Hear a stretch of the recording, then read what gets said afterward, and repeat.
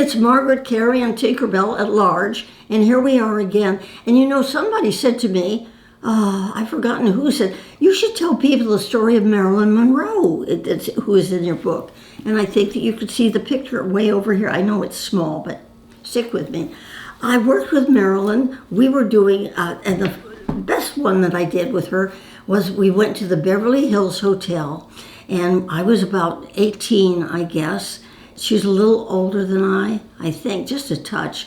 Anyway, we were called to do a bathing suit layout for a magazine. My dear, now remember, I'm 93 and a half years old, and a bathing suit layout was quite something then. You really didn't know whether, but this was even worse.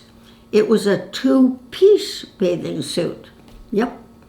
I'd never worn a two-piece, but that's what we were supposed to do. So my PR man said, oh, yes, go do it. So we ended up at the Beverly Hills Hotel, and there were 7 girls who were doing this, and we were in a bungalow. They had bungalows all by themselves. They still do. And the door opened, 6 girls had come, and the door opened up, and there is Marilyn standing there with the driver from Fox. I can't tell you how beautiful she was. She took your breath away. Her hair had just been done, and she had the makeup on. And she had this quiet little voice where she would say things like, I'm sorry, I'm late. I couldn't get out of makeup. And we said immediately, Marilyn, it's just fine. We love you. Come on in. And so Marilyn said, where can I change? So we said, we've all changed into our outfits, and we had cover-ups. We wouldn't walk around in 2-piece bathing suits, my dear. And so she went into the little restroom, and she changed. She was the last one. She came out. Oh, we know who the photographer was going to take pictures of. It had to be her. And suddenly she got very upset. She said, I'm supposed to make a phone call. I'm supposed to call him once every 24 hours. And I don't have his phone number. And one of the girls there said, here's a phone right here. Call the operator and tell him what you want. She said, but I don't have his phone number. And so she said, what do I do? She said, he's over in London. And I said, well, you certainly don't want to call him right now. It's in the middle of the night.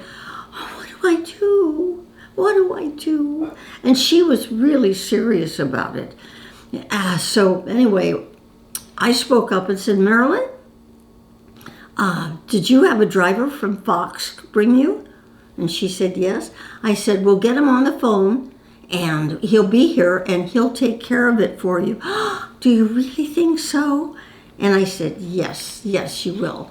So anyway, that's what happened. And we all wanted to help her. We all thought she was wonderful.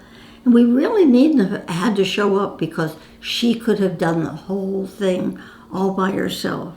I'll never forget her because I said, I happen to have film in my little brownie camera, one of those little box cameras. Can I take a picture of you? And she said sweetly, only if I can take a picture of you too. And so I have my picture and her picture, and I've kept it all these years. So that's one of the stories that's in my book, Tinkerbell Talks. And you can get it on my website, tinkerbelltalks.com, and just have a wonderful time with 160 pictures and all the stories in it.